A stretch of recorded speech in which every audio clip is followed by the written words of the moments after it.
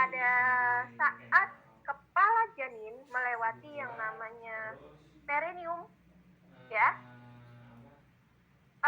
bila mana perineum itu tidak dilatih gitu ya, bagian kaki tidak dilatih gitu ya, posisi tidak dilatih juga pada saat proses kehamilan, apakah ibunya itu akan mengalami, bukan akan mengalami ya, kemungkinan cedera pada saat proses bersalin itu bisa ditangani dengan melakukan senam, yoga, dan pilates menurut adik-adik?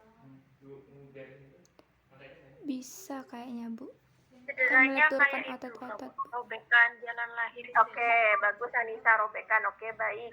Ya, robekan ya, kaitannya dengan robekan perineum kemarin sudah baca kan, kala 3 gitu kita bahas ya, ada yang namanya mengecek gitu ya, mengecek pendarahan salah satunya dengan melihat adanya robekan. Robekan itu bisa terjadi di mana? Di bagian perineum, di bagian vagina ibu. Nah, pada saat si bagian bawah, saya bilang gitu ya, bagian si yang melewati bagian terbesar dari janin, yaitu kepala Berarti janin Pak ataupun Nujentini. nanti bokong, dengan dilatih baik senam, yoga, dan lain sebagainya, harapannya itu akan mencegah gitu ya, salah satu upaya atau ikhtiarnya seorang ibu untuk yang namanya mengurangi cedera pada bagian perineum. Poinnya gitu ya. Oke, sampai sini ada lagi nggak sih kalau menurut kalian kenapa lagi kita belajar tentang hari ini psikofisiologi?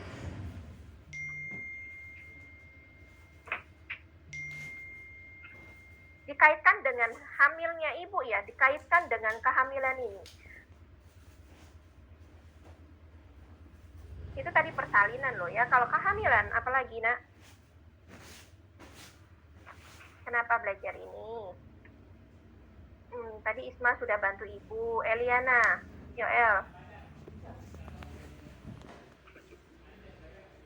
Untuk mengurangi nyeri, Bu.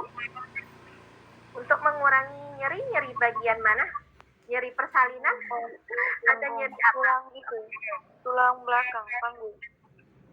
Ya, untuk mengurangi keluhan lazim ya, biasanya nyeri punggung bagian belakang, ya nyeri punggungnya atau bagian sakit, kalau ada nyeri punggung atau sakit pinggang itu bisa diantisipasi gitu ya. Jadi karena besarnya kehamilan, makin besarnya perut ibu ya, karena usia kehamilan yang makin besar, dan dengan adanya pertumbuhan si janin dan penumpang lainnya gitu ya, itu akan membawa beban gitu ya, saya bilang beban pada bagian penyangga atau bagian punggung si ibu gitu ya. Nah, sehingga tatkala pada saat kehamilan si ibu ini ada keluhan lazim terutama di TM2 dan TM3. Dua sudah belajar sama saya, salah satunya adalah nyeri pada bagian punggung gitu ya atau pinggang. Nah, untuk mengantisipasi atau mengurangi gitu ya, bukan menghilangkan ya. Anissa suaranya hidup kalau pada saat untuk mengurangi rasa ketidaknyamanan tersebut gitu ya, salah satunya dengan exercise ini gitu ya, sehingga ibunya tidak merasa bahwa si penumpang ini adalah sesuatu yang terbebani gitu ya, sehingga ibunya akan merasa lebih nyaman dengan dia melakukan exercise gitu ya, akan memberikan dampak erat gitu ya dalam kaitannya secara anatomi. Kenapa sih anatominya ibunya hamil, secara fisiologis akan terjadi pembesaran pada rahim ibu. Nah, ibunya paham itu gitu ya. Kemudian secara psikologis gitu ya, waduh, ibunya akan merasa gimana sih menikmati yang namanya ketidaknyamanan ini menjadi sesuatu yang happy gitu ya, atau senang terhadap beban fisik yang dirasakan. Ya, silakan Maria. Ya, sehingga harapannya dengan melatih atau melakukan exercise ini akan membantu pengurangan atau ketidaknyamanan selama proses kehamilan. Berarti keluhannya dengan pinggang gitu ya. Oke, kemudian ada lagi nggak sih? Tadi perineum, oke, untuk persiapan persalinan gitu ya, agar kuat gitu ya. Kemudian juga menjaga bagian panggul, tadi pengurangan nyeri pada daerah pinggul gitu ya, melatih otot-otot panggul juga gitu ya, sehingga lebih elastis gitu ya, siap dalam menghadapi yang namanya atau menyangga si beban yang makin berat gitu ya. lebih elastis lagi nanti ya pada saat proses, lebih siap secara fisik karena fisiknya harus disiapkan. Proses bersalin bukan hanya terjadi 1-2 jam, tetapi puluhan jam gitu ya Dek ya, atau bahkan kurang dari puluhan jam nggak masalah, tapi dari sini dengan fisik yang siap atau fisik yang sudah terlatih gitu ya, si ibu ini mampu dalam artian nanti menghadapi suatu proses persalinan yang ritmenya panjang. Itu dalam artian contohnya ibu disuruh bernafas, bagaimana bernafas yang baik itu akan membantu mempercepat proses bersalin, bagaimana dengan dia merubah posisi dengan teknik yang benar, dengan postur tubuh yang benar, kan gitu ya dia, dengan teknik yang sesuai itu akan membantu yang namanya ibunya tidak kelelahan. Contohnya saja misalnya si Laura mungkin atlet ya, biasa ya Laura ya. Kebetulan Laura ini adalah atlet voli gitu ya. Nah kalau Laura saya tanya nih, Laura boleh nggak cerita kalau Laura tidak olahraga gitu, saya tanya voli gitu, barangkali seminggu sekali atau sebulan sekali tidak olahraga, gimana sih badannya Laura rasanya seperti apa ya?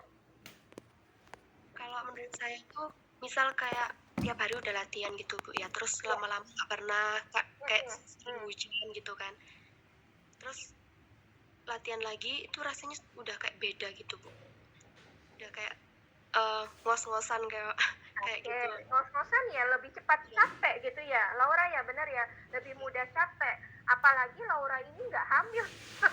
Coba bayangkan kalau Laura hamil gitu ya, Laura bercerita bahwa saya tidak olahraga dan tidak posisi hamil, saya vakum beberapa waktu gitu ya, tidak olahraga, ternyata dari segi nafas saja akan bermasalah gitu ya, apalagi dengan ibu membawa beban yang lebih gitu ya nak ya, dengan berat yang lebih, kemudian ada tekanan ke bagian diafragma ataupun ke bagian bawah, itu akan menyebabkan rasa tidak nyaman gitu poinnya ya, sehingga dibutuhkan nafas ya tadi ya. Kemudian selain itu Laura, kalau misalnya Laura nggak olahraga lagi gimana sih nak? Lebih bad mood gimana? Lebih itu apa? Kayak kan biasanya kalau olahraga itu kebanyakan badan kita kayak apa ya Bu ya? Gimana? Lebih fresh? Iya Bu, seperti itu. Ya, lebih fresh. Ya, kita bisa bilang lebih fresh dalam artian bahwa aliran darah gitu ya, itu akan lebih lancar.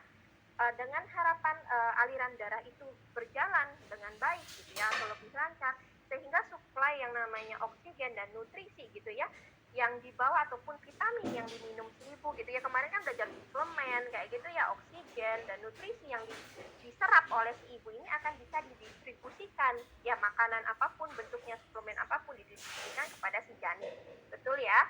Nah itu harapannya ya, sehingga kalau janinnya dapat distribusi yang baik dari peredaran darah ibu yang lancar, pertumbuhan atau perkembangan si janin itu akan baik gitu ya, peningkatan berat badan ibunya akan baik, bayi pun akan baik gitu ya.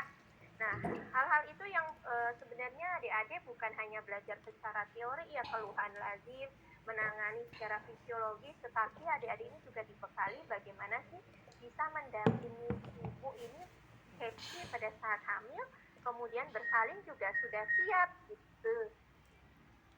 Oke, sebentar ya.